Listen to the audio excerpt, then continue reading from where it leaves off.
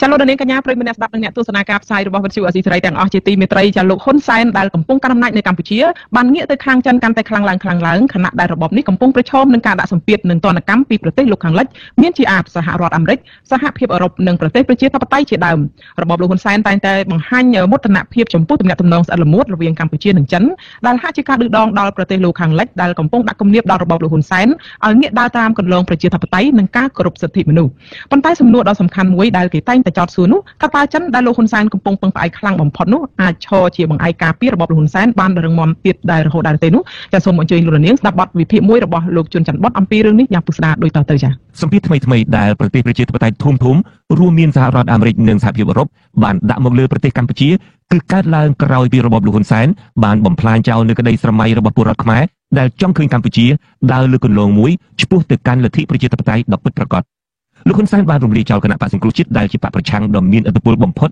អាចតទល់នឹងគណៈបកប្រជាជនកម្ពុជារបស់លោកហ៊ុនសែ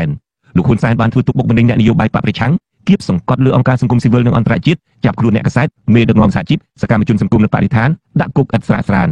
ទោះជាយ៉ាងណាទង្វើរបស់លោកហ៊ុនសែនមិនបានធ្វើឲ្យប្រទេសប្រជាធិបតេយ្យធំឈរអោបដៃមើលនោះឡើយសហភាពអឺរ៉ុបបានឆ្លើយតបជាបឋមដោយដកប្រព័ន្ធអនុគ្រោះពន្ធ EBA ចំនួន 20% ពីកម្ពុជាសហរដ្ឋអាមេរិកក៏នៅមិនទាន់ពិចារណាផ្តល់ប្រព័ន្ធអនុគ្រោះពន្ធ GSP ជាថ្មីទៀតដល់កម្ពុជានៅឡើយក្នុងពេលជាមួយគ្នានេះសហរដ្ឋអាមេរិកក៏កំពុងតែចាត់វិធានការជាហោហែដើម្បីដាក់សម្ពាធលើរបបលោកហ៊ុនសែនដោយបង្កើតច្បាប់ដាក់ទណ្ឌកម្មលើរបបនេះចំណាត់ការរបស់អាមេរិកនៅពេលនេះគឺអាមេរិកព្យាយាមវាយឲ្យចំប្រព័ន្ធគ្រប់គ្រងរបស់លោកហ៊ុនសែនតែម្ដងដោយដាក់ទណ្ឌកម្មទៅលើលោកហ៊ុនសែននិងក្រុមមន្ត្រីក្រាក់កាន់អំណាចកំពូលនៅក្នុងជួររដ្ឋាភិបាលទាហានប៉ូលីស PM ព្រមទាំងកូនរបស់លោកហ៊ុនសែនដែលមានកេរ្តិ៍ឈ្មោះមិនល្អក្នុងការប្រព្រឹត្តអំពើពុករលួយនិងរំលោភសិទ្ធិពលរដ្ឋខ្លួនឯងជាដើមក្រុមលោកហ៊ុនសែននិងដៃជើងរបស់លោកអាចប្រឈមនឹងការបង្កកទ្រព្យសម្បត្តិដែលមាននៅសហរដ្ឋអាមេរិកនិងនៅប្រទេសប្រជាធិបតេយ្យដទៃទៀតនៅលើពិភពលោកនិងមិនមានសិទ្ធិចូលមកជាន់ទឹកដីប្រទេសមហាអំណាចមួយនេះឡើយសហរដ្ឋអាមេរិកនិងសហភាពអឺរ៉ុបមានបំណងបង្ខំឲ្យរបបលោកហ៊ុនសែនស្ដារឡើងវិញនូវលទ្ធិប្រជាធិបតេយ្យសេរីពហុបកបញ្ឈប់សកម្មភាពរំលោភសិទ្ធិមនុស្សនិងត្រូវឈរលើគោលការណ៍អព្យាក្រឹតចំពោះគោលនយោបាយការបរទេសរបស់ខ្លួនដូចមានចែងក្នុងរដ្ឋធម្មនុញ្ញកម្ពុជានិងស្មារតីនៃកិច្ចព្រមព្រៀងសន្តិភាពទីក្រុងប៉ារីសអ្នកតាមដានស្ថានភាពនយោបាយនិងសង្គមកម្ពុជាខ្លះយល់ថាទណ្ឌកម្មរបស់អាមេរិកអាចវាយទម្លុះប្រព័ន្ធគ្រប់គ្រងបែបមេកន្ទ្រាញរបស់លោកហ៊ុនសែនហើយអាចធ្វើឲ្យរបបដឹកនាំបច្ចុប្បន្នរង្គោះរង្គើប្រសិនជាបន្តដឹកនាំតាមរបៀបដូចបច្ចុប្បន្ននៅពេលដែលសម្ពាធនិងទណ្ឌកម្មរបស់ប្រទេសប្រជាធិបតេយ្យកំពុងតែមានសន្ទុះខ្លាំងទៅលើរបបលោកហ៊ុនសែនក៏កាន់តែស្រវាស្ទិញរត់ទៅពឹងចិនឲ្យជួយរឿងរត់ទៅពឹងចិនឲ្យជួយនេះមិនមែនជារឿងថ្មីថ្មោងសម្រាប់លោកហ៊ុនសែននោះទេក៏ប៉ុន្តែអ្វីដែលថ្មីនៅក្នុងពេលនេះនៅត្រង់ថាលោកហ៊ុនសែនបានសារភាពដោយឥតលាក់លៀមតែម្ដងថាបើមិនឲ្យលោកទៅពឹងចិនតើឲ្យលោកទៅពឹងអ្នកណាទៅវិញលោកហ៊ុនសែនស្នើចិនបង្កើនការនាំទំនិញកម្ពុជាចូលប្រទេសចិនបង្កើនអ្នកវិនិយោគចិននៅកម្ពុជាលើកទឹកចិត្តអ្នកទេសចរចិនឲ្យចូលស្រុកខ្មែរឲ្យបានច្រើនស្នើសុំជំនួយចិនពីសឹងគ្រប់ជំនួបជាមួយចិននិងអន្ទះអន្ទែងបង្កើតកិច្ចព្រមព្រៀងពាណិជ្ជកម្មសេរីហៅកាត់ថា FTA ជាមួយចិនដែលជាកិច្ចព្រមព្រៀងពាណិជ្ជកម្មសេរីដំបូងបង្អស់របស់កម្ពុជាជាមួយបរទេសនិយាយពីចិនឯនោះវិញចិនក៏បានខិតខំស្អំចិត្តលោកហ៊ុនសែនបានយ៉ាងល្អភាគតិចណាស់ដែលចិនបានច្រានចោលសំណើរបស់លោកហ៊ុនសែនក្នុងវិស័យនយោបាយនិងការទូតគេឃើញចិនចេញមុខគាំទ្ររបបលោកហ៊ុនសែនក្នុងវិស័យសេដ្ឋកិច្ចពាណិជ្ជកម្មចិនបានចេញមុខសន្យាជួយរបបលោកហ៊ុនសែនទប់ទល់នឹងទណ្ឌកម្មដែលដាក់ដោយប្រទេសលោកខាងលិចទៀតផងពិតណាស់ដោយសារតែអាងមានចិនចាំជួយពីក្រោយនេះហើយទើបគេឃើញលោកហ៊ុនសែនតែងតែទៅត្រកទៅរកចិនពេលខ្លះទៅទាំងបញ្ច្រាស់ទិសនិងតែងតែសម្ដែងឲ្យគេឯងឃើញថាចិនគឺជាបង្អែករឹងមាំតែមួយគត់ដែលអាចការពាររបបលោកបានក្រៅពីបង្ហាញភាពលំអៀងអួតសរសើរលួងលោមយកចិត្តចិនគេសង្កេតឃើញថាលោកហ៊ុនសែនក៏តែងតែបានផ្គឿននឹងឌឺដងប្រទេសលោកខាងលិចវិញដែរដោយធ្វើទុកបុកម្នេញគៀបសង្កត់លើក្រុមប្រឆាំងនិងសកម្មជនដែលឈឺឆ្អាលបញ្ហាសង្គមនៅពេលមានការរិះគន់ឬសម្ពាធពីលោកខាងលិចម្ដងលោកហ៊ុនសែនធ្លាប់បានប្រកាសថាសម្ពាធលើលោកកាន់តែខ្លាំងលោកនឹងរុញក្រុមប្រឆាំងឲ្យកាន់រលាយកាន់តែឆាប់ជាការពិតណាស់បើគ្មានបង្អែកចិនទេរបបលោកហ៊ុនសែនប្រហែលជាមិនហ៊ានផ្គឿនដល់ថ្នាក់នេះឡើយក៏ប៉ុន្តែសំណួរសំខាន់មួយនៅត្រង់ថាតើចិនអាចស្ថិតនៅក្នុងស្ថានភាពរឹងមាំដើម្បីឈរជាបង្អែកឲ្យលោកហ៊ុនសែននៅពេលនេះនឹងទៅថ្ងៃមុខបានដែរឬយ៉ាងណាប្រការដែលគេមិនអាចប្រកែកបាននោះក្នុងរយៈពេលជាង40ឆ្នាំចុងក្រោយនេះចិនគឺជាមហាអំណាចកំពុងរះឡើងយ៉ាងឆាប់រហ័សនៅក្នុងតំបន់និងអន្តរជាតិទាំងក្នុងវិស័យនយោបាយសេដ្ឋកិច្ចយោធានិងបច្ចេកទេសការរីកចម្រើនរបស់ចិនកំពុងធ្វើឲ្យឥទ្ធិពលរបស់មហាអំណាចអាស៊ីមួយនេះរីកសាយភាយនិងគ្របដណ្ដប់ទៅលើប្រទេសមួយចំនួននៅលើពិភពលោកជាពិសេសទៅលើប្រទេសក្រីក្រកំពុងអភិវឌ្ឍនិងប្រទេសខ្លះដែលមានមេដឹកនាំជាមនុស្សផ្ដាច់ការប្រព្រឹត្តអំពើពុករលួយទោះបីជាយ៉ាងណាក៏ដោយក្នុងពេលដែលចិនកំពុងរះឡើងយ៉ាងប្រចះប្រចង់គួរជាទីបង្អែករបស់មេដឹកនាំផ្ដាច់ការមួយចំនួននោះចិនក៏ត្រូវបានគេមើលឃើញថាកំពុងប្រឈមនឹងបញ្ហាស្មុគស្មាញជាច្រើនដែលអាចរារាំងមហាអំណាចថ្មីមួយនេះមិនឲ្យសម្រេចមហិច្ឆតាលឿនរហ័សរបស់ខ្លួនរហូតដល់មានអ្នកជំនាញខ្លះអះអាងថាចិនកំពុងអស់ពេលសម្រាប់លេចត្រដែតឡើងបន្តទៅទៀតហើយ នៅក្នុងអត្ថបទដែលមានចំណងជើងថា The End of China's Rise ឬអវសាននៃការរះឡើងរបស់ចិនចេញផ្សាយដោយទស្សនាវដ្តីមួយឈ្មោះ Foreign Affairs អ្នកជំនាញផ្នែកវិទ្យាសាស្ត្រនយោបាយនិងកិច្ចការអន្តរជាតិពីររូបគឺលោក Michael Buckley និង Hal Brand បានវាយតម្លៃថាក្រុងប៉េកាំងកំពុងអស់ពេលឈោងចាប់សុបិនគ្រប់គ្រងពិភពលោកហើយលោកទាំងពីរក៏សម្គាល់ថាការដែលចិនកំពុងអន្ទះអន្ទែងខំស្ទុះរុញខ្លួនឯងយ៉ាងកំពុកបែបនេះក៏ដោយសារតែចិនជិតអស់ពេលក្នុងការរីកចម្រើនតទៅទៀតហើយក្រុងប៉េកាំងក៏កំពុងតែព្យាយាមលាក់កំបាំងពីភាពផុយស្រួយធ្ងន់ធ្ងរជាច្រើនរបស់ខ្លួនពួកគេអះអាងថារដ្ឋាភិបាលចិនកំពុងតែលាក់កំបាំងអំពីការធ្លាក់ចុះសេដ្ឋកិច្ចធ្ងន់ធ្ងរប្រទេសចិនកំពុងទទួលរងនូវផលប៉ះពាល់យ៉ាងដំណំដោយសារតែមិនមានប្រភពធនធានធម្មជាតិគ្រប់គ្រាន់ព្រមទាំងកំពុងប្រឈមមុខនឹងបញ្ហាប្រជាសាស្ត្រធ្ងន់ធ្ងរមិនធ្លាប់មាននៅក្នុងប្រវត្តិសាស្ត្រចិនដោយសារតែការបាត់បង់នៅចំនួនមនុស្សពេញកម្លាំងធ្វើការនិងការកើនឡើងយ៉ាងគំហុកនៃចំនួនមនុស្សចាស់ដែលធ្វើឲ្យប៉ះពាល់យ៉ាងខ្លាំងដល់សន្ទុះកំណើនសេដ្ឋកិច្ចបន្ថែមពីលើនេះចិនក៏កំពុងតែបាត់បង់នៅទំនុកចិត្តនិងការស្វាគមន៍របស់ពិភពលោកដែលជាកត្តារួមចំណែកទាញឲ្យចិនដើរយឺតលោក Michael Buckley និងលោក Hal Brand អះអាងបន្តថាចិនកំពុងតែបាត់បង់ធនធានធម្មជាតិជាច្រើន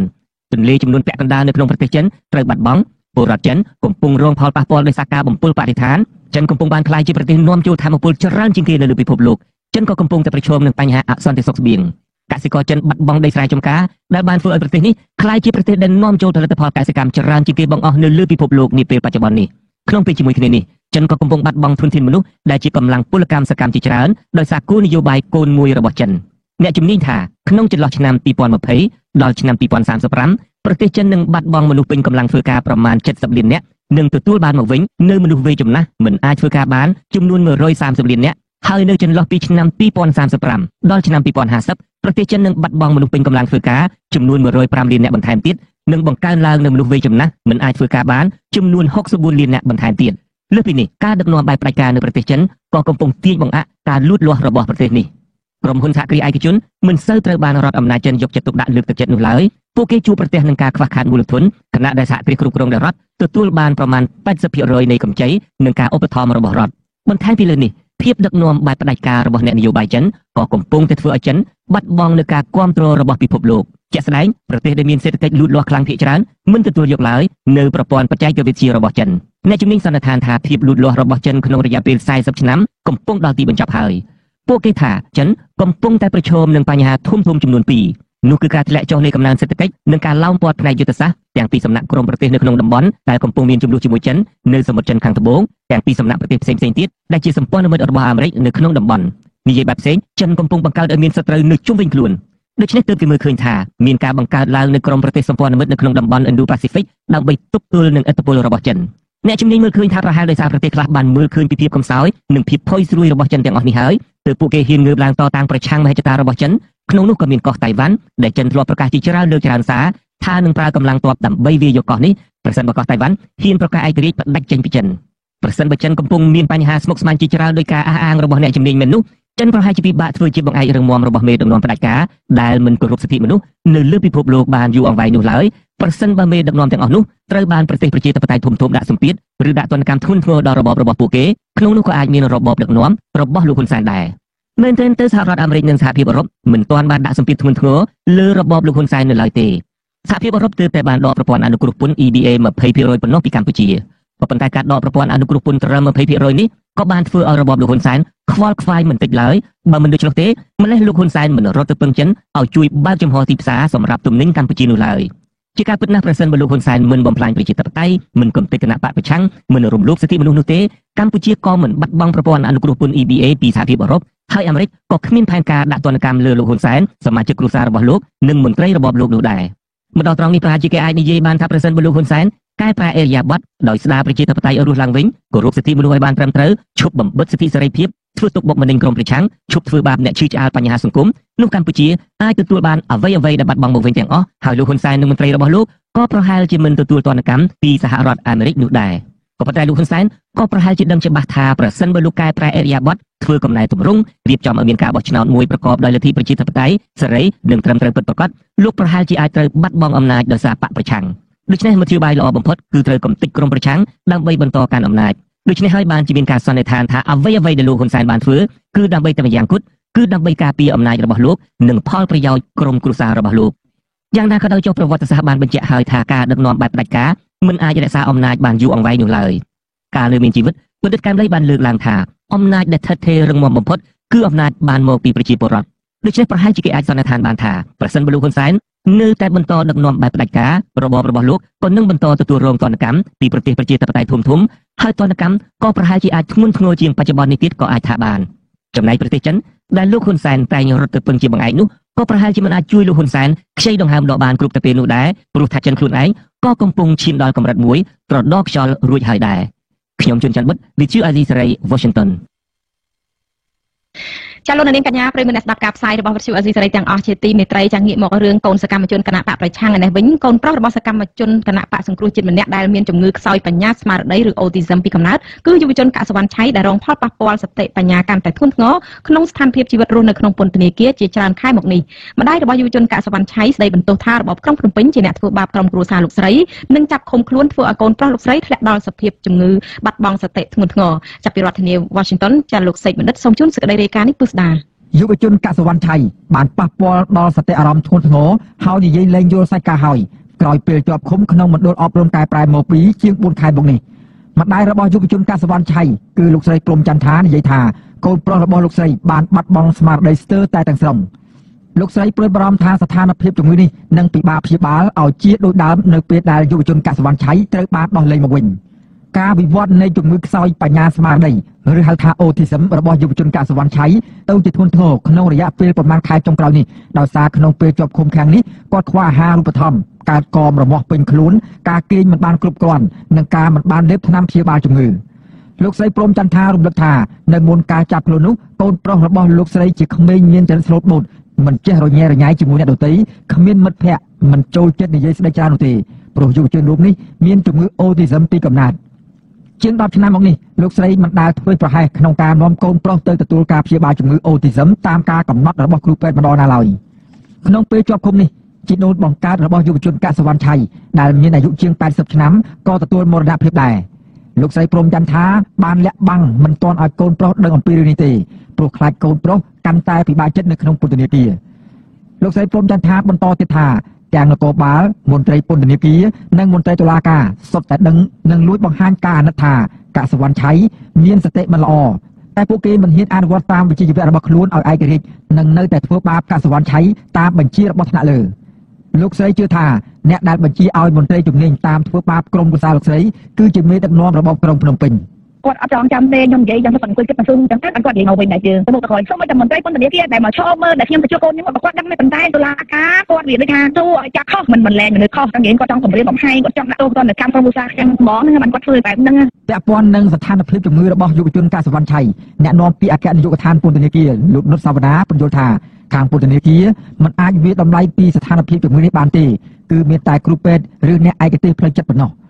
ទោះយ៉ាងណាលោកនឹងជំរុញឲ្យមន្ត្រីពន្ធនាគារជួយតាមមើលស្ថានភាពវិវត្តរបស់យុវជនរូបនេះប្រសិនបើមានអាការៈមិនប្រក្រតីឬតាក់ទងនឹងបញ្ហាសុខភាពខ្ញុំសួរនាំសិនហើយយើងក៏មិនអាចមានការវាយតម្លៃណាច្បាស់ថាគាត់មានស្ថានភាពយ៉ាងមិនយ៉ាងម៉េចព្រោះវាអត់មានអ្នកជំនាញដើម្បីវាយតម្លៃគាត់យើងមើលតែពីក្រៅបានយើងទួយើងទៅអីតាមវត្តអីហ្នឹងវាបានប៉ុន្តែបើតាមលក្ខណៈបច្ចេកទេសហ្នឹងក៏រកអ្នកជំនាញចិត្តសាស្ត្រហើយនឹងសុខភាពផ្លូវចិត្តហ្នឹងមកវាយតម្លៃបានធ្វើទៅកើតណាយុវជនកសវណ្ណឆៃកើតឆ្នាំ2004គឺជាកូនប្រុសរបស់សមាជិកក្រុមប្រឹក្សាជាប់ឆ្នោតរាជធានីភ្នំពេញរបស់គណៈបក្សសង្គ្រោះជាតិគឺលោកកកកុម្ភាយុវជនរូបនេះចាប់ផ្ដើមមានចិត្តខឹងជាមួយនឹងរដ្ឋាភិបាលនិងបណ្ដាលឲ្យប៉ះពាល់ស្មារតីឡើងវិញនៅពេលដែលប៉ូលីសចាប់ខ្លួនឪពុកកាលពីថ្ងៃទី31ខែឧសភាឆ្នាំ2020ពីបទផ្ដើមគំនិតក្នុងអំពើប្រមាថនិងញុះញង់ឲ្យប្រព្រឹត្តបទឧក្រិដ្ឋជាអាតនៅពេលគិតដល់ការចាប់ខ្លួនឪពុកម្ដងយុវជនរូបនេះតែងតែបញ្ចេញអារម្មណ៍ខឹងសម្បាមិននិយាយស្ដីរកគេឯងហើយនៅពេលខ្លះគាត់យកក្បាលទៅបោកផ្ទប់នឹងជញ្ជាំងឬទៅដាល់ដុំឥដ្ឋដើម្បីបញ្ចេញកំហឹងយុវជនកសវណ្ណឆៃក៏តែងតែចេញតវ៉ាជាមួយម្ដាយនិងក្រុមស្ត្រីថ្ងៃសុខដើម្បីទាមទារឲ្យតុលាការនិងរដ្ឋាភិបាលដោះលែងហើយទម្លាក់បទចោទប្រកាន់លើឪពុករបស់ខ្លួនដែរកាលពីឆ្នាំ2020យុវជនកសវណ្ណឆៃធ្លាប់ត្រូវបាននគរបាលប៉ុស្តិ៍ចាក់អង្រែលើខណ្ឌមានជ័យចាប់ឃុំខ្លួនក្នុងប៉ុស្តិ៍ប៉ូលីសចំនួន2យប់2ថ្ងៃម្ដងរួចមកហើយគឺនៅខែតុលាឆ្នាំ2020ប៉ូលីសបានចោទថាយុវជនកសវណ្ណឆៃចូលក្នុងទីហាមឃាត់គឺបរិវេណទីស្នាក់ការគណៈបក្សសង្គ្រោះជាតិយុវជនកសវណ្ណឆៃបានត្រាប់បដិថាក្នុងពេលឃុំខ្លួននោះប៉ូលីសបានដាក់ខ្នោះដៃហើយវាយដំលើខ្លួននិងដាល់ផ្ទៃមុខគាត់ជាច្រើនដៃរួចនឹងបង្ខំឲ្យគាត់ធ្វើកិច្ចសន្យាទទួលកំហុសដែលបានចូលទីហាមឃាត់ជាថ្នូរនឹងការដោះលែងមកវិញក្រោយមកទៀតនៅចុងខែមេសាជនមិនស្គាល់មុខ2នាក់បានជិះម៉ូតូមួយគ្រឿង លោកគប់យុវជនកសិវណ្ណឆៃនិងដុំអិតតាន់ត្រូវចំក្បាលខាងឆ្វេងបណ្ដាលឲ្យរបួសដេកចំនួន20ធ្នេហើយសមត្ថកិច្ចមិនទាន់បានចាប់ជនបង្កនិងអ្នកបញ្ជាយកមកផ្ដន់ទោសនៅឡើយទេនៅយប់ថ្ងៃទី25មិថុនាក្រុមនគរបាលរាជធានីភ្នំពេញបានសម្រុកចូលចាប់យុវជនកសិវណ្ណឆៃដល់ក្នុងផ្ទះដោយចោទប្រកាន់ពីបទញុះញង់បង្កឲ្យមានភាពវឹកវរធ្ងន់ធ្ងរដល់សន្តិសុខសង្គមនិងបទជេរប្រមាថថ្នាក់ដឹកនាំរដ្ឋាភិបាលតាមបណ្ដាញសង្គម Telegram និងត្រូវបានតុលាការចាប់ឃុំខ្លួនដល់សប្តាហ៍លោកស្រីព្រំចន្ទថាបញ្ជាក់ថាដើមហេតុរឿងនេះដោយសារមានមនុស្សមួយក្រុមនៅក្នុងបណ្ដាញសង្គមនាំគ្នាជេរប្រមាថថាឪពុកកសិវណ្ណឆៃជាជនក្បត់ជាតិនិងជេរញុះញង់ឲ្យកូនលោកស្រីជេរតបនិងឈានដល់ការប្រមាថរដ្ឋាភិបាលតាំងតែពីពេលប៉ូលីសចាប់ខ្លួនលោកកកកំភានិងយុវជនកសិវណ្ណឆៃដាក់ឃុំមកអ្នកស្រីព្រំចន្ទថាលែងអាចចេញទៅប្រកបមុខរបរអ្វីបានហើយក្រុមគ្រួសារគាត់ក៏ត្រូវរងការរើសអើងពីអ្នកភូមិផងដែរក្រុមស្ត្រីតវ៉ារៀងរាល់ថ្ងៃសុក្រតែងតែបណ្ដាក់វេនគ្នាទៅជួយដេកកំដរដើម្បីលើកទឹកចិត្តអ្នកស្រីព្រំចន្ទថាសមាជិកក្រុមស្ត្រីតវ៉ារៀងរាល់ថ្ងៃសុក្រគឺលោកស្រីសេងចន្ទថនឲ្យដឹងថាលោកស្រីព្រំចន្ទថាដេកយំខ្សឹបខ្សួលអាណិតកូនប្រុសស្ទើររាល់យប់ម្ដងម្កាលលោកស្រីព្រំចន្ទថាស្រែកយំដល់ខ្សោះអស់ពីខ្លួនទើបសម្រានលក់យើងនិយាយទៅដើម្បីឲ្យមានជាគ្នាយប់ឡើងកុំឲ្យគាត់ស្ងាត់ស្ងាត់អំណោយតែធំនេះទៅវិញបាត់នេះទៅស្ដាំបាត់រកមុខឃើញរកមើលមុខអត់ណាយក៏មិនបានមុខដីក៏បាត់អូនក៏បាត់ទាំងពួកយើងទៅនេះដើម្បីឲ្យគាត់បានជាគ្នាអញ្ចឹងកាលពីថ្ងៃទី1វិច្ឆិកាចៅក្រមនៃសាលាដំបងរាជធានីភ្នំពេញលោកអ៊ួងវុធាបានសម្រេចផ្តន្ទាទោសយុវជនកសិវណ្ណឆៃចំនួន8ខែក្នុងបទញុះញង់បង្កឲ្យមានភាពវឹកវរធ្ងន់ធ្ងរដល់សន្តិសុខសង្គមនិងជេរប្រមាថថ្នាក់ដឹកនាំរដ្ឋាភិបាលប៉ុន្តែចៅក្រមបានកាត់តម្រឹមទោសដាក់ពន្ធនាគារឲ្យអនុវត្តត្រឹមតែ4ខែកន្លះហើយព្យួរទោសដែលនៅសល់និងបន្ថែមលក្ខខណ្ឌស្ថិតនៅក្រោមការតាមដានរបស់តុលាការរយៈពេល2ឆ្នាំតុលាការមិនបានបញ្ជាក់ថ្ងៃដោះលែងជាក់លាក់ទេតែបើតាមការកំណត់នេះអាជ្ញាធរត្រូវដោះលែងយុវជនកសិវណ្ណឆៃនៅថ្ងៃទី9ខែវិច្ឆិកាអង្គការជាតិនិងអន្តរជាតិនិងក្រុមអ្នកជំនាញសិទ្ធិមនុស្សអង្គការសហប្រជាជាតិបានរិះគន់សារក្រមនេះថាជាការកាត់ក្តីបែបនយោបាយដើម្បីបង្ក្រាបសម្ដីរិះគន់ក្រុមអ្នកជំនាញឯករាជ្យរបស់អង្គការសហប្រជាជាតិ3រូបគឺអ្នករាយការណ៍ពិសេសទទួលបន្ទុកផ្នែកសិទ្ធិមនុស្សនៅកម្ពុជាលោកវិទិតមុនតបនអ្នករាយការណ៍ពិសេសស្ដីពីការលើកកម្ពស់និងការការពារសិទ្ធិនៃសេរីភាពបញ្ចេញមតិអ្នកស្រីអៃរិនខាននិងអ្នករាយការណ៍ពិសេសស្ដីពីស្ថានភាពរបស់ក្រុមអ្នកការពារសិទ្ធិមនុស្សអ្នកស្រី Marie Lawler បានចេញសេចក្តីថ្លែងការណ៍រួមគ្នាកាលពីថ្ងៃទី2ខែវិច្ឆិកាបង្ហាញការសោកស្ដាយនិងរិះគន់ការកាត់ទោសអនិច្ចជនកសិវណ្ណឆៃនិងជាក្មេងមានជំងឺខ្សោយសតិបញ្ញាឲ្យមានទោសពួកគេអំពាវនាវឲ្យរដ្ឋាភិបាលកម្ពុជាបង្ហាញឆន្ទៈការពារសេរីភាពបញ្ចេញមតិឡើងវិញអ្នកនាំពាក្យសមាគមការពារសិទ្ធិមនុស្សអាត6លោកសឹងសានករណាឲ្យដឹងថាតាំងពីដំបូងមកគឺក្រុមអង្គការជាតិនិងអន្តរជាតិតែងតែជំទាស់នឹងការចាប់ខ្លួនយុវជនកសិវណ្ណឆៃអ្នកឃ្លាំមើលសិទ្ធិមនុស្សរូបនេះយល់ថាការចាប់ខ្លួននេះបានជះឥទ្ធិពលអាក្រក់ដល់អនាគតរបស់យុវជនកសិវណ្ណឆៃនិងជះឥទ្ធិពលមិនល្អដល់កេរ្តិ៍ឈ្មោះរដ្ឋាភិបាលថែមទៀតករណីនេះជាករណីធ្វើទុកបុកម្នេញទៅលើគ្រួសារនៃសកម្មជននយោបាយជាងការអនុវត្តច្បាប់បើមិនជាគោលការណ៍អនុវត្តច្បាប់មិនគាត់បីមានការចាត់វិធានការទៅលើកុមារកសិវណ្ណឆៃដែលមានការខ្វល់បញ្ញាស្មារតីបែបហ្នឹងទេគួរតែមានការដោះលែងតាំងពីដំបូងឡើយមកម្លេះអ្នកស្រីព្រំចន្ទថាជាម្ដាយរបស់យុវជនកសិវណ្ណឆៃក៏មិនពេញចិត្តនឹងសារក្រមនេះដែរលោកស្រីកំពុងរងចាំឲ្យដល់ថ្ងៃដោះលែងយុវជនកសិវណ្ណឆៃសិនរួចហើយលោកស្រីនឹងពិភាក្សាជាមួយនឹងមេធាវីដើម្បីប្តឹងឧទ្ធរណ៍បន្តទៀតលោកស្រីនៅតែទទូចឲ្យតុលាការបញ្ឈប់ការធ្វើទុកបុកម្នេញនិងត្រូវផ្ដល់ភាពស្អាតស្អំជូនដល់គ្រួសាររបស់លោកស្រីឡើងវិញខ្ញុំបាទសេកបណ្ឌិតវិទ្យុអាស៊ីសេរីពីរដ្ឋធានីវ៉ាស៊ីនតោនចាលោកនាងកញ្ញាប្រិយមិត្តអ្នកស្ដាប់ការផ្សាយរបស់វិទ្យុអាស៊ីសេរីទាំងអស់ជាទីមេត្រីចាប់តាក់ទងទៅនឹងសេចក្តីរាយការណ៍អំពីវិបត្តិនៃបញ្ហាចំនួនដីធ្លីនេះវិញគឺប្រជាពលរដ្ឋជាង 1000 គ្រួសារដែលមានចំនួនដីធ្លីដ៏រ៉ាំរ៉ៃជាមួយក្រុមហ៊ុនស្ករអំពើភ្នំពេញទទួលបានសំណងពីធនាគារ ANZ របស់ប្រទេសអូស្ត្រាលីនាយកប្រតិបត្តិអង្គការសមត្ថភាពកម្ពុជាលោកអៀងវុធីប្រាប់វិទ្យុអាស៊ីសេរីថាធនាគារ ANZ បានវេប្រាក់ពីធនាគារនៅអូស្ត្រាលីទៅឲ្យពលរដ្ឋរួចរាល់ហើយប៉ុន្តែលោកបដិសេធមិនប្រាប់ឲ្យដឹងពីចំនួនទឹកប្រាក់នោះនៅឡើយទេព្រោះជាការសម្ងាត់ដែលជាលក្ខខណ្ឌកំណត់ដោយកិច្ចព្រមព្រៀងជាមួយធនាគារលោកអៀងវុធីបញ្ជាក់ថាប្រាក់ទាំងនោះមិនជាប់តាក់ទងទៅនឹងប្រាក់របស់ក្រុមហ៊ុនស្ករអំពើភ្នំពេញទេតែជាប្រាក់របស់ធនាគារ ANZ ដែលបានពីប្រាក់លើកម្ចីដែលធនាគារនេះបានផ្ដល់ឲ្យក្រុមហ៊ុនស្ករអំពើភ្នំពេញយកទៅវិនិយោគលោកថានេះជារឿងដ៏កម្រមួយដែលធនាគារសម្រាប់ផ្ដល់ប្រាក់ចំណេញរបស់ខ្លួនទៅឲ្យប្រជាពលរដ្ឋទៅទៅនឹងធនាគារ ANZ នេះគឺជាការទាមទារតែតម្លៃដែលប្រជាពលរដ្ឋបានធ្វើដែលតម្រូវឲ្យខាងធនាគារគាត់បង្វែរមកវិញនៅថវិកានោះហើយនេះជាការចូលរួមចំណែកមួយពីខាងធនាគារនៅពេលដែលធនាគារបានធ្វើការសម្រេចចិត្តផ្ទេរនៅប្រាក់ចំណេញឬក៏ការប្រាក់ដែលខ្លួនទទួលបានអញ្ចឹងយើងគិតថានេះជាចំណុចមួយល្អដែលខាងធនាគារបានផ្ដល់នៅថវិកាមួយចំនួននេះដើម្បីជួយស្ដារទៅដល់ជីវភាពរបស់ប្រជាពលរដ្ឋហើយយើងសង្ឃឹមថាស្ថានភាពនៅតំបន់ នេះនឹងត្រូវបញ្ចប់នៅពេលដែលយន្តការរបស់ក្រសួងនឹងចាប់ផ្ដើមវិញបន្ទាប់ពីកូវីដ សេចក្តីថ្លែងការណ៍របស់អង្គការសមត្ថភាពកម្ពុជាដឹងថាប្រាក់ដែលបានពីធនាគារ ANZ បង្វិលទៅឲ្យប្រជាពលរដ្ឋនោះគឺជាការប្រាក់ដែលធនាគារទទួលបានពីឆ្នាំ2011ដល់ឆ្នាំ2014ធនាគារ ANZ អូស្ត្រាលីរងការចាប់ប្រកាន់ថាបានជាប់ពាក់ព័ន្ធដោយប្រយោលដោយបានផ្ដល់ប្រាក់កម្ចីរាប់លានដុល្លារទៅឲ្យក្រុមហ៊ុនស្ករអំពៅភ្នំពេញយកទៅវិនិយោគដោយមិនស្មោះត្រង់បង្កផលប៉ះពាល់ដល់ដីធ្លីរបស់ប្រជាពលរដ្ឋនៅខេត្តកំពង់ស្ពឺនិងការបណ្តេញចេញពីដីធ្លីដោយបង្ខំជាដើមបើតាមអង្គការសមត្ថភាពកម្ពុជាពលរដ្ឋជាង 1000 គ្រួសារនៅខេត្តកំពង់ស្ពឺនោះជាអ្នករងគ្រោះពីការបណ្តេញចេញដើម្បីយកដីទៅឲ្យក្រុមហ៊ុនដាំអំពៅកាលពីឆ្នាំ2010ដល់ឆ្នាំ2011រហូតមកដល់ពេលនេះចំនួនដីធ្លីដ៏រ៉ាំរ៉ៃនេះនៅមិនទាន់បញ្ចប់នៅឡើយដោយពលរដ្ឋនៅតែបន្តទាមទារសំណងពីក្រុមហ៊ុនស្ករអំពៅនិងជាថ្នូរទៅនឹងការបណ្តេញចេញពាក់ព័ន្ធទៅនឹងក្រសួងពាក់ព័ន្ធរបស់រដ្ឋាភិបាលបានសម្រេចផ្អាកការដោះស្រាយបញ្ហានេះមួយអន្លើដោយសារតែវិបត្តិនៃជំងឺ Covid-19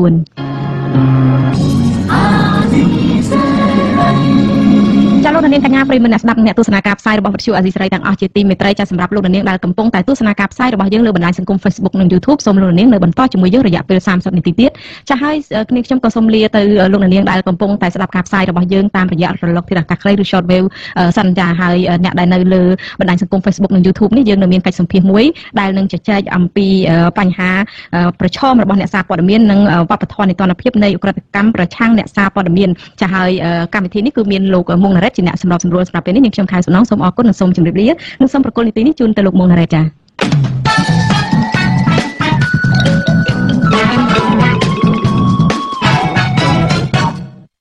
បាទផ្សាយតលពីរដ្ឋធានី Washington ខ្ញុំបានមុងណារ៉េតសូមជម្រាបសួរលោកនាងអ្នកដែលកំពុងតែស្ដាប់វិទ្យុអាស៊ីសេរីទាំងអស់ជាទីមេត្រីថ្ងៃនេះគឺជាថ្ងៃពុធទី3ខែវិច្ឆិកានៅក្នុងនីតិចាប់ពីកន្លះម៉ោងតទៅទៀតនេះគឺបានន័យថាចាប់ពីម៉ោង 8 កន្លះដល់ម៉ោង 9 នេះគឺយើងមា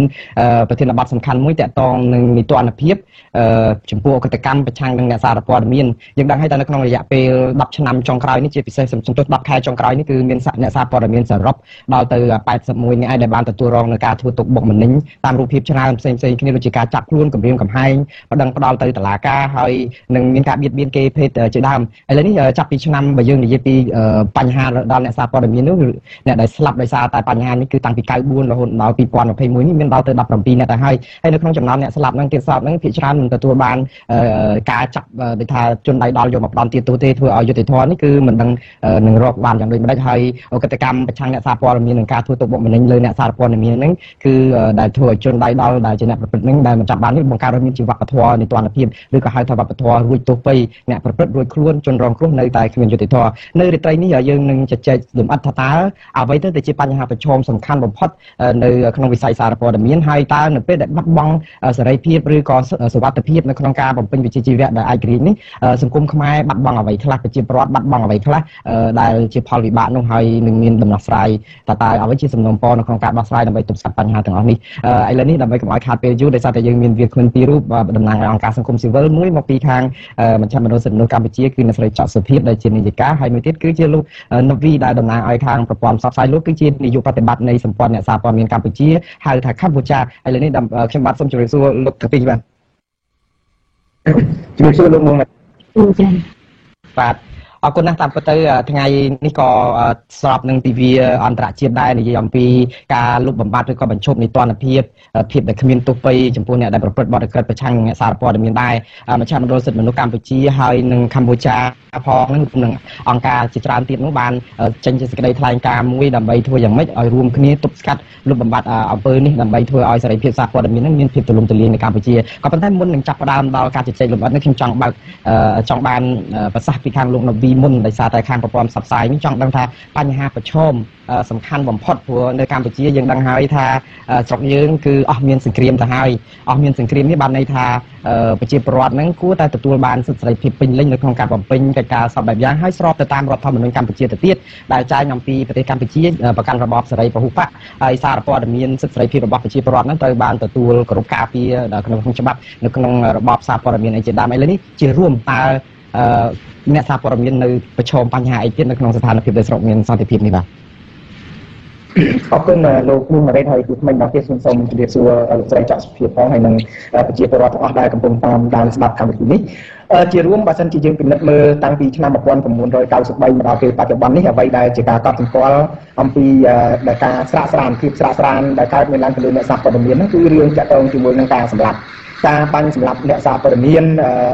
នអីហ្នឹងគឺថាយើងសង្កេតឃើញថានៅក្នុងរយៈពេលប្រហែលជា5ឆ្នាំចុងក្រោយនេះគឺมันឃើញកើតមានអីជាដុំកំភួនទេដោយទោះបីជាមានករណីនៃការស្លាប់របស់លោកពិសិដ្ឋនៅក្នុងឆ្នាំមុននេះក៏ដោយក៏ប៉ុន្តែយើងឃើញថាចំនួននៃអ្នកសារព័ត៌មានដែលស្លាប់ហ្នឹងគឺថាมันសូវកើតមានដូចពីក្នុងឆ្នាំចន្លោះឆ្នាំ1993មកដល់ឆ្នាំ2016 2017ទេប៉ុន្តែអ្វីដែលគឺការកត់សម្គាល់ហើយអ្វីដែលជាចំណុចដែលយើងនៅសង្កេតឃើញហើយជា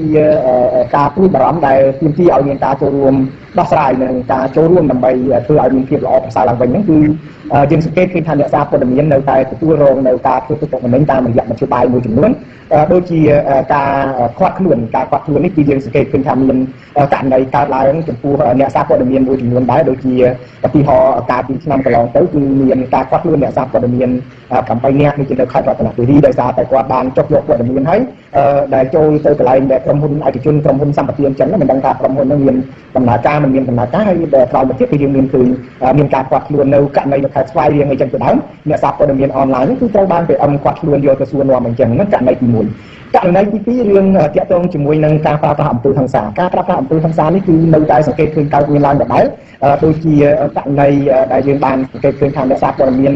ននៅថ្មីហ្នឹងគឺនៅខេត្តដូចជានៅខេត្តតាកែវបាទនៅខេត្តតាកែវហ្នឹងមានដែលអ្នកដែលបង្កើតឲ្យមានលបាយស៊ីសងនៅក្នុងភូមិនៅក្នុងអីហ្នឹងយកដំបងដេញវាយតែម្ដងខ្ញុំឃើញរូបភាពវីដេអូហ្នឹងខ្ញុំចេះនឹកឃើញស្រុកខ្មែរយើងមានច្បាប់ទម្លាប់អត់ដោយសារអ្នកដែលបង្កើតកន្លែងបនលបាយហ្នឹងគឺគាត់យកដំបងដេញវាយអ្នកសារព័ត៌មានហ្នឹងដែរហើយចាក់ស្ដែងគឺដេញវាយហើយគឺមិនមានការ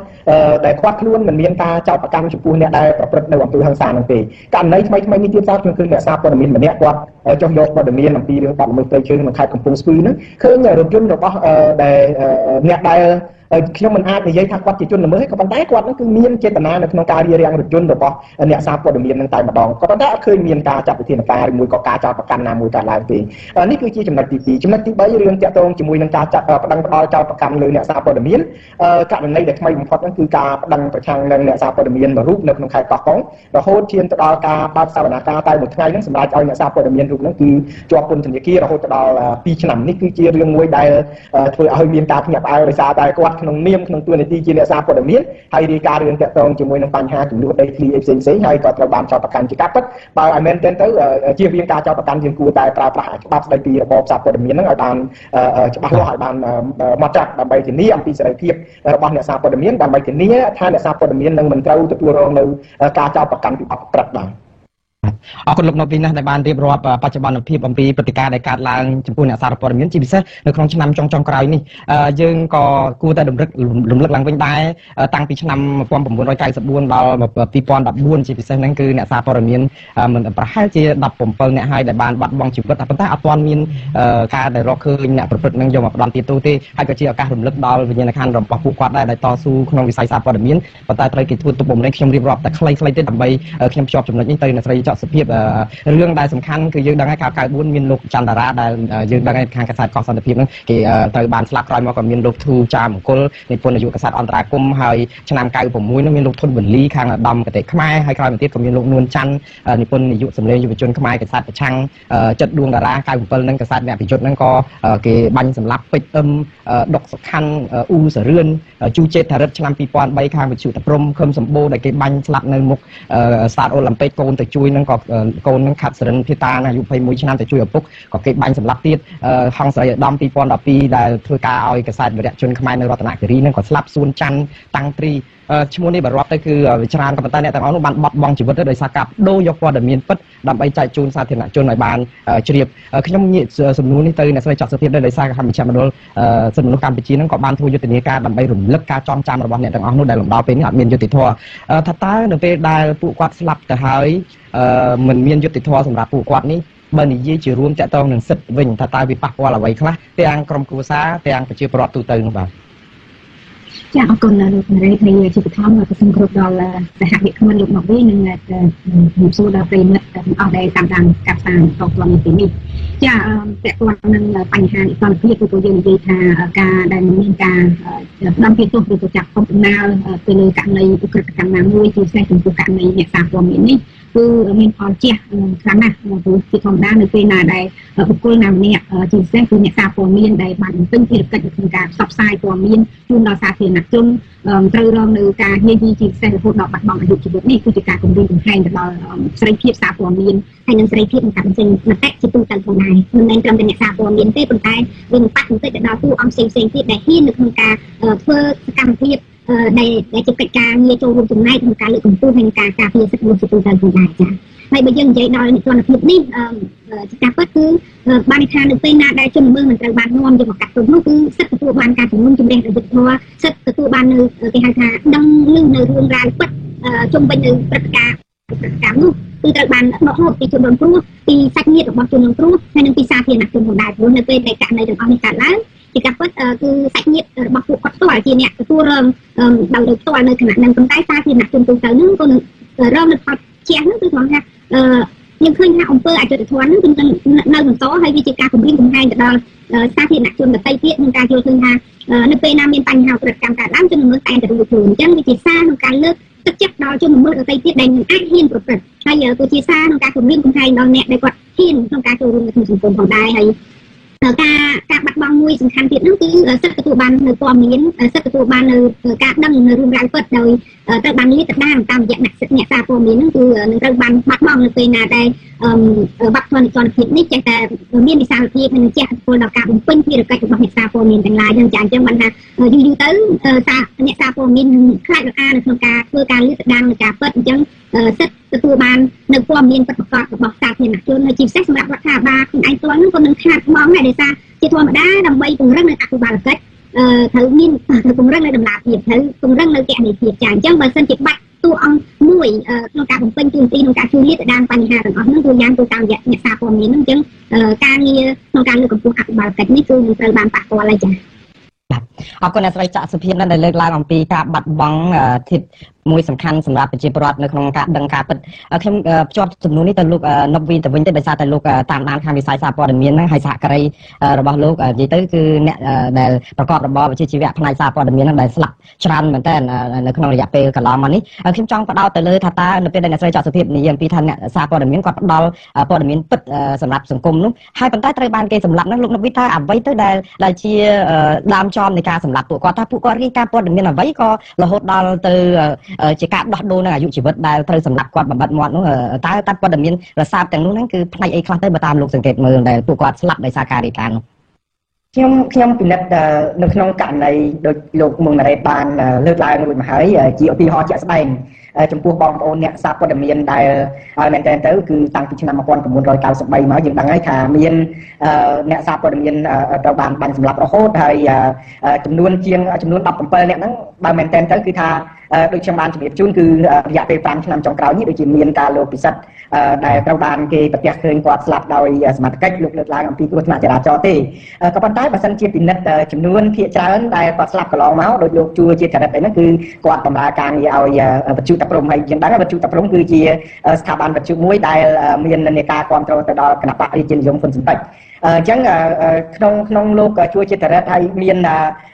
ែលអ្នកសារព័ត៌មានផ្សេងទៀតនៅចន្លោះឆ្នាំ1993រហូតដល់ឆ្នាំ2000ហ្នឹងគឺ2010ហ្នឹងគឺគាត់បានត្រូវបានសម្លាប់ដោយសារតែគាត់បានធ្វើសេចក្តីរាយការណ៍អំពីរឿងនយោបាយរបស់ខ្ញុំពិនិត្យនៅក្នុងករណីទាំងអស់ហ្នឹងគាត់ធ្វើការអត្ថាធិប្បាយពាក់ព័ន្ធជាមួយនឹងរឿងនយោបាយអញ្ចឹងការអត្ថាធិប្បាយការសរសេររិះគន់ការសរសេរដែល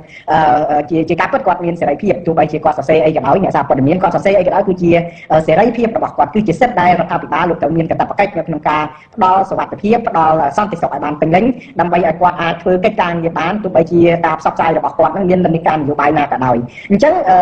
ការស្លាប់របស់ពួកគាត់ហ្នឹងគឺដោយសារតែគាត់បានធ្វើការផ្សព្វផ្សាយច្រើនដោយលោកខឹមសម្បូរឲ្យគាត់ធ្វើការឲ្យខាងកាសែតដែលមាននិន្នាការគ្រប់គ្រងគណៈបកប្រឆាំងជាដើមអញ្ចឹងគាត់ត្រូវបានគេបានសម្លាប់រួមជាមួយនឹងកូនប្រុសរបស់គាត់ហើយនិងអ្នកផ្សេងទៀតនៅក្នុងរយៈពេលចុងក្រោយនេះចាប់តាំងពីឆ្នាំ2010អី មកហ្នឹងគឺខ្ញុំសង្កេតឃើញថាអ្នកសារព័ត៌មានដែលទទួលរងនឹងការធ្វើទុកបុកម្នេញតាមរយៈការប្រើអំពើហិង្សាការខាត់ខ្លួនហើយនឹងរហូតដល់មានការប្តឹងផ្តល់ចោទប្រកាន់ហ្នឹងនៅមានមួយចំនួនពាក់ព័ន្ធជាមួយនឹងរឿងនយោបាយដូចគ្នាខ្ញុំអាចលើកឡើងឧទាហរណ៍ដូចជាអតីតអ្នកសារព័ត៌មានវិទ្យុអាស៊ីសេរីលោកអ៊ួនឈិននិង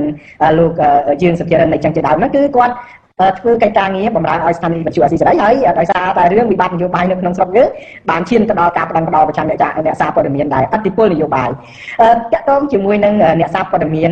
The Cambodia Daily ពីររូបដែលត្រូវបានប្តឹងនៅពេលដែលពួកគាត់ចុះយកព័ត៌មានរឿងតាក់ទងសិទ្ធិនយោបាយដែរគឺសិទ្ធិបោះឆ្នោតនៅឯខេត្តរតនគិរីក៏ត្រូវបានសមត្ថត្រូវបានអាជ្ញាធរមូលដ្ឋានប្តឹងគាត់ហើយគាត់មានពាក្យបណ្ដឹងរហូតដល់នៅក្នុងតុលាការរហូតដល់ពេលបច្ចុប្បន្ននេះអញ្ចឹងនេះគឺជាការកត់សម្គាល់មួយនៃមូលដ្ឋានឬក៏មូលហេតុដែលនាំឲ្យអ្នកសារព័ត៌មានទទួលរងបណ្ដឹងក៏ប៉ុន្តែបើសិនជាយើងពិនិត្យមើលករណីនៃការវាយដំករណីនៃការកាត់ខ្លួនគឺភាគច្រើនដូចខ្ញុំបានលើកឡើងហ្នឹងគាត់ទទួលរងពីការវាយដំរបស់ឈ្មួញទុច្ចរិតហើយបានខ្ញុំលើកឡើងដោយសារខ្ញុំលើកឧទាហរណ៍ករណីនៅឯខេត្តស្ទឹងត្រែងករណីនៅឯខេត្តសៀមរាបករណីនៅខេត្តក្រចេះគឺហើយនឹងករណីថ្មីៗដូចខ្ញុំលើកឡើងចឹងនៅខេត្តតាកែវនៅខេត្តកំពង់ស្ពឺគឺយើងឃើញហើយគាត់បានទៅធ្វើសេចក្តីរាយការណ៍តាមដានករណីបទប្រព្រឹត្តកម្មព្រៃឈើហ្នឹងហើយត្រូវបានឈ្មួញហ្នឹងគឺវាយដំរហូតដល់វាយកំទេចរថយន្តធ្វើឲ្យគាត់មានរបួសស្នាមធ្ងន់ធ្ងរករណីនៅឯខេត្តសៀមរាបទទួលរងដែលការវាយដំឲ្យដូចគ្នាក៏ប៉ុន្តែខ្ញុំថានៅក្នុងករណីខេត្តសៀមរាបខ្ញុំទើបទទួលបានព័ត៌មានថាតុលាការបានសម្រេចកោះហៅមនុស្ស4រូបដែលពាក់ព័ន្ធជាមួយនឹងការប្រព្រឹត្តអំពើហិង្សាទៅលើអ្នកសារព័ត៌មានហ្នឹងយកមកសួរនាំខ្ញុំថានេះគឺជាសញ្ញាមួយល្អដែលបង្ហាញអំពីឆន្ទានុសិទ្ធិបង្ហាញអំពីដែលបង្ហាញការដូចផ្ដើមការផ្ដល់ឲ្យមានយុត្តិធម៌សម្រាប់ជនរងគ្រោះហើយជនរងគ្រោះនៅកន្លែងនេះខ្ញុំថាសូមកុំថាឲ្យអ្នកសារព័ត៌មានឲ្យតែជាប្រជាពលរដ្ឋទោះបីជាគាត់រស់នៅក្នុងស្ថានភាពក្រីក្រ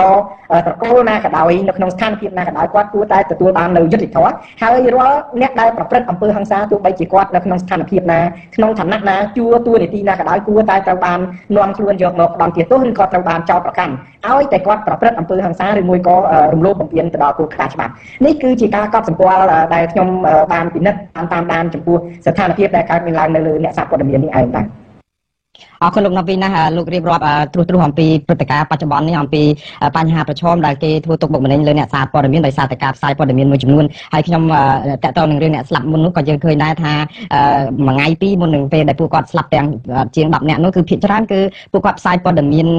ដែលតកតងនឹងអំពើពុករលួយដល់មន្ត្រីយោធាការកាប់បំផ្លាញព្រៃឈើជួញដូរលក់ដូរព្រៃកាប់ឈើយកទៅលក់នៅទល់ដែកនៅវៀតណាមឬក៏បញ្ហារឿងចាប់ចម្រិតទារប្រាក់ធ្វើបាបប្រជាពលរដ្ឋអីហ្នឹងដូច្នេះបញ្ហាទាំងអស់នេះហើយដែលអាចនឹងធ្វើឲ្យពួកគាត់រងទុក្ខបុកម្នេញខ្ញុំឃើញប្រសាសន៍របស់អ្នកស្រីច័កសុភាពមុននេះមួយថ្ងៃពីនេះដែលនិយាយអំពីតកតងនឹងផលប៉ះពាល់នៃការបាត់បង់ហើយនឹងភាពឆក់ល្វែងមួយចំនួនជាពិសេសគឺចង់ឲ្យស្ថាប័នតុលាការហ្នឹងរឹតបន្តឹងឬថាតាមដានស្រាវជ្រាវរកយុត្តិធម៌សម្រាប់អ្នកដែលស្លាប់ទៅឬក៏អ្នកសារព័ត៌មានដែលគេធ្វើទុក្ខបុកម្នេញប៉ុន្តែមិនមានយុត្តិធម៌នោះនៅក្នុងនោះក៏អ្នកស្រីមានប្រសាសន៍ថាស្ថាប័នតុលាការអីហ្នឹងត្រូវស្វែងរកយុត្តិធម៌នេះដើម្បីបង្ហាញដល់ប្រជាពលរដ្ឋថាយុត្តិធម៌ពិតជាមានស្រាប់សម្រាប់ជនរងគ្រោះសម្រាប់ជនរងគ្រោះនិងក្រុមគ្រួសារខ្ញុំក៏បានស្ដាប់ប្រសាសន៍របស់លោកមានសុភ័ណ្ឌដែរដែលតំណាងឲ្យខាងរដ្ឋាភិបាលគឺខាងក្រសួងព័ត៌មានលោកបាននិយាយថានៅប្រទេសកម្ពុជាសេរីភាពសារព័ត៌មានគឺគោរពបានខ្ជាប់ខ្ជួនមកចត់ណាស់ហើយយើងមិនបាច់មើលអីទេគឺយើងមើលអំពីតែការរីក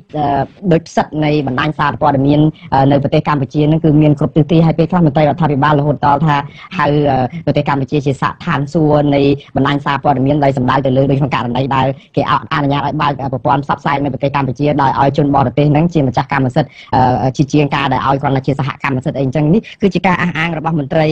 កម្ពុជាដែលប្រាប់ថាប្រទេសកម្ពុជាហ្នឹងគឺគោរពសេរីភាពសារព័ត៌មានយ៉ាងខ្ជាប់ខ្ជួនហើយកន្លងមកក៏លើមន្ត្រីរដ្ឋាភិបាលថាទៀតថានៅប្រទេសកម្ពុជាវាមិនមានអ្នកទោសមនសិការឬក៏មានអីវាមានតែអ្នកមនសិការឬក៏អ្នកដែលប្រព្រឹត្តបទអក្រិតឲ្យគេចាប់ទៅឲ្យមានទោសចង់អ្នកនោះជាអ្នកណាក៏ត្រូវតែទទួលទោសអីចឹងខាងកម្ពុជាខាងរដ្ឋាភិបាលហាក់បីដូចជាបង្ហាញអំពីថាអ្វីគឺគេធ្វើបានតាមនីតិវិធីត្រឹមត្រូវប៉ុន្តែបើយើងមើលតួលេខដែលខ្ញុំរៀបរាប់នេះហើយនឹងអង្គការសិទ្ធិមនុស្សរបស់អ្នកស្រីអីបានធ្វើយុទ្ធនាការនេះមើលទៅហាក់បីដូចជាមិនបានដោះស្រាយបញ្ហានេះសោះតែអ្វីទៅដែលជាបញ្ហាឆក់ល្វែងឬក៏បញ្ហាប្រឈមដែលមិនអាចឲ្យពួកគាត់ដោះស្រាយបញ្ហានេះឲ្យទាន់ពេលវេលានោះបាទចាហើយយើងជាធម្មតាมันមានអីគួរចម្លែកទេព្រោះស្ថាប័នលោកតែងតែព្យាយាមការពារថាអ្វីដែលខ្លួនបានអនុវត្ត ឬក៏ការព្យាយាមធ្វើឲ្យប្រសើរឡើងស្ថានភាពចិត្តនឹងទៅនយោបាយគឺតែតែធ្វើការការពារយ៉ាងណាមិនចំណាយទេប៉ុន្តែជាក់ស្ដែងគឺខ្ញុំជឿជាក់ថាសម្រាប់យើងជាអង្គការសង្គមស៊ីវិលហើយនិងសម្រាប់សាធារណជនគឺយើងអាចធ្វើការវិនិច្ឆ័យទៅតាមទិដ្ឋភាពជាក់ស្ដែងមិនអាចអាស្រ័យដោយសារតែការការពាររបស់រដ្ឋាភិបាលឬក៏ដោយសារតែការលើកឡើងរបស់អង្គការសង្គមស៊ីវិលក៏មិនទាំងស្រុងដែរចាប៉ុន្តែគឺសំខាន់ទិដ្ឋភាពជាក់ស្ដែងនៃពលរដ្ឋយើងអាចធ្វើការវិនិច្ឆ័យយ៉ាងអញ្ចឹងដូចយើងបានឃើញហើយមានតួលេខនៃភារកម្មដែលបានកើតឡើងនៅផ្នែកសារព័ត៌មាននិងការយាយីមួយចំនួនដែលលោកមកវិញបានលើកមិនលើកច្រំដែរទេប៉ុន្តែយើងបានឃើញនៅទិដ្ឋភាពនៃការរំលោភបំពាននិងការរៀបរៀងដល់ការបំពេញភារកិច្ចរបស់អ្នកសារព័ត៌មានទាំងអស់ហ្នឹងហើយអញ្ចឹងកន្លែងនេះគឺជាអ្វីដែលខ្ញុំតែងតែលើកថាជាចំណុចដែលរដ្ឋាភិបាលលោកត្រូវតែធ្វើការដោះស្រាយទូយ៉ាងសម្រាប់ករណីឃាតកម្មទាំងអស់ហ្នឹងមិនថាតែករណីនេះកើតឡើងចំពោះអ្នកសារព័ត៌មាននេះគឺគ្រប់ករណីទាំងអស់ដែលរដ្ឋាភិបាលត្រូវមានកាតព្វកិច្ចជាពិសេសស្ថាប័នយុត្តិធម៌ត្រូវតែធានាថាពលរដ្ឋគ្រប់រូបត្រូវបានទទួលនៅយុត្តិធម៌ចំពោះករណីដែលកើតឡើងចំពោះខ្លួនឬក៏សាច់ញាតិខ្លួននឹងចាហើយនៅកន្លងមកយើងតែងតែលើពេលខ្លះគឺអាជ្ញាធរលោកធ្វើការបកស្រាយថាបើសិនជាចង់បានយុត្តិធម៌ហ្នឹងតើតែជនរងគ្រោះឬក៏សាច់ញាតិហ្នឹងធ្វើការផ្ដល់ជាទៅប៉ុន្តែកន្លែងនេះបើយើងនិយាយដល់ផ្លូវច្បាប់ជាធម្មតានៅពេលដែលករណីហ្នឹងជាឧក្រិដ្ឋកម្មទៅហើយអញ្ចឹងមិនមែនចាំបាច់តតែជនរងគ្រោះឬក៏ចាំបាច់តតែពលរដ្ឋណាម្នាក់គឺប្តឹងទេប៉ុន្តែអាជ្ញាធរគឺមានកាតព្វកិច្ចក្នុងការដោះស្រាយចាអញ្ចឹងឧបសគ្គដែលយើងឃើញកន្លងមកនេះគឺវាពាក់ព័ន្ធនឹងការបែងចែកអំណាចដែលមានចេញនៅក្នុងរដ្ឋធម្មនុញ្ញយើងដឹងហើយគឺអំណាចតុលាការអំណាចនីតិប្រតិបត្តិអំណាចនីតិបញ្ញត្តិហ្នឹងគឺត្រូវខណ្ឌចែកគ្នាឲ្យដាច់តែហ្មងហើយស្ថាប័នតុលាការហ្នឹងគឺស្ថាប័នមួយដែលត្រូវតែឯករាជ្យប៉ុន្តែយើងឃើញនេះកន្លងមកយើងបានឃើញថានៅពេលណាដែលករណីពាក់ព័ន្ធនឹងកម្មជនក្តីឬក៏អ្នកសារព័ត៌មាននេះក្តីហ្នឹងគឺតុលាការលោកតែងតែធ្វើមាននីតិវិធីលឿនមែនតើហើយករណីភាគច្រើនហ្នឹងគឺកម្រដែលឃើញថាសកម្មជនឬក៏អ្នកសារព័ត៌មានករណីដែលចោទប្រកាន់លើពួកគាត់ហ្នឹងត្រូវបានទម្លាក់បទចោទហ្នឹងគឺកម្រគឺមានតែមានការផ្ដន់ទោសឬក៏ការកាត់ទោសសម្រាប់អីជាដើមឬក៏ការព្យួរទោសអីចឹងប៉ុន្តែបើយើងមើលអំពីទិដ្ឋភាពដែលកើតឡើងចំពោះជនមានអំណាចកើតឡើងចំពោះអង្គការឬក៏ចំពោះមន្ត្រីមួយចំនួនដែលបានប្រព្រឹត្តបទល្មើសហ្នឹងយើងឃើញថាការប្រព្រឹត្តរបស់ស្ថាប័នយុត្តិធម៌ហ្នឹងគឺហាក់ដូចជាមានភាពខុសគ្នាហើយសូម្បីតែការអះអាងរបស់រដ្ឋាភិបាលក៏មានភាពខុសគ្នាដែរអ្វីបើពេលខ្លះយើងបានឃើញហើយថារដ្ឋាភិបាលលោកយាមបញ្យល់ថាអ្វីដែលកើតឡើងចំពោះសកម្មជនទាំងសកម្មជននយោបាយឬក៏សកម្មជនសិទ្ធិមនុស្សហ្នឹងគឺជាការអនុវត្តនៅគោលការណ៍នីតិរដ្ឋប៉ុន្តែគោលការណ៍នីតិរដ្ឋនៅកន្លែងនេះគឺសំដៅទៅលើយុទ្ធសិទ្ធិស្មារតីគ្នារបស់ពលរដ្ឋក្នុងច្បាប់យ៉ាងអញ្ចឹងបើសិនជាយុត្តិធម៌ត្រូវបានលើកមកអះអាងតែចំពោះករណីដែលកើតឡើងចំពោះសកម្មជនបានថារដ្ឋាភិបាលតែងតែលើកថាអ្វីដែលកើតឡើងនោះគឺពីការអនុវត្តច្បាប់ប៉ុន្តែនៅពេលដែលកើតឡើងចំពោះអ្នកមានអំណាចរដ្ឋាភិបាលមិនដែលប្រើប្រាស់នីតិវិធីច្បាប់មកពង្រឹងទេអញ្ចឹងយើងឃើញថាវាជាការអនុវត្តច្បាប់ដែលមានស្តង់ដារបែងចែកគ្នាហើយយើងឃើញជាទូទៅគឺមានការដៅមុខសញ្ញាចំពោះអ្នកសារព័ត៌មានឬក៏សកម្មជននេះជាដើមអញ្ចឹងកន្លែងនេះជាឧបសគ្គដែលខ្ញុំមើលឃើញគឺបញ្ហាបែងចែកអំណាចដែលត្រូវបានធានានៅក្នុងរដ្ឋធម្មនុញ្ញហើយទីពីរនោះគឺវាពាក់ព័ន្ធនឹងផលប្រយោជន៍ផងដែរគឺនៅជុំវិញរឿងអំណាចនេះក៏ដែរប៉ុន្តែពាក់ព័ន្ធនឹងផលប្រយោជន៍ចំពោះករណីជាច្រើនដែលយើងបានឃើញហើយដែលកើតឡើងចំពោះអ្នកខ្សែជាដើមឃាតកម្មឬក៏ការយាយីមួយចំនួនហ្នឹងគឺនៅពេលណាដែលអ្នកសារព័ត៌មានហ្នឹងពួកគាត់បានធ្វើការរាយការណ៍នៅការពិតហើយការពិតជាធម្មតាគឺវានឹងមានការប៉ះពាល់ទៅដល់ផលប្រយោជន៍របស់ក្រុមហ៊ុនឬក៏របស់បានថាការលាតត្រដាងនៅរឿងរ៉ាវមួយចំនួនទូយ៉ាងនៅរឿងពុករលួយហ្នឹងជាធម្មតាគឺមានការពាក់ព័ន្ធជាមួយនឹងអ្នកមានអំណាចចាអញ្ចឹងកន្លែងនេះគឺវាពាក់ព័ន្ធនឹងគេហៅថាការផលប្រយោជន៍ដែលទំនាស់ផលប្រយោជន៍កន្លែងនេះគឺទីឲ្យយើងត្រូវមានការបែងចែកនៅអំណាចដូចខ្ញុំបាននិយាយខាងដើមហ្នឹងដាច់ដោយឡែកបើមិនចឹងទេគឺវាមានភាពជាពាក់ព័ន្ធអញ្ចឹងហើយបានយើងឃើញថាករណីជាច្រើនដែលកើតឡើងចំពោះអ្នកសារព័ត៌មានទាំងករណីឃាតកម្មឬក៏ការយាយីហ្នឹងគឺកម្រនឹងឃើញថាមានយុត្តិធម៌ចំពោះពួកគាត់ណាស់ចាអរគុណអ្នកស្រីចតសុភាពណាស់ហើយឥឡូវនេះដោយសារតែយើងនៅសល់ពេលល្មមសម្រាប់ជូនទៅលោកនៅពីវិញអំពីទំនុកទៅទៀតដំណោះស្រាយទៅវិញអនុសាសន៍យើងឃើញថាអង្គការសហជីវជាតិថ្មីនេះក៏គេចេញជាផែនការសកម្មភាពមួយដើម្បីជួយធ្វើយ៉ាងម៉េចបញ្ឈប់នីតិរដ្ឋភាពតកតនៅកិច្ចកម្មប្រឆាំងនឹងអ្នកសារព័ត៌មានដោយសារអង្គការសហជីវជាតិលើកថាបើសិនជាគ្មានសារព័ត៌មានឯករាជ្យជួយនៅក្នុងសង្គមទេប្រជាពលរដ្ឋហ្នឹងទី1ល្ងិតល្ងងអត់សូវដឹងព័ត៌មានទី2ពួកគាត់អត់ចង់ចូលរួមសកម្មភាពសង្គមអីសោះព្រោះអត់សូវដឹងព័ត៌មាននិងទី3សកម្មភាពនយោបាយអីក៏តែមិនចូលទៅអញ្ចឹងចង់សរុបទៅគឺគាត់និយាយថាបើសិនជា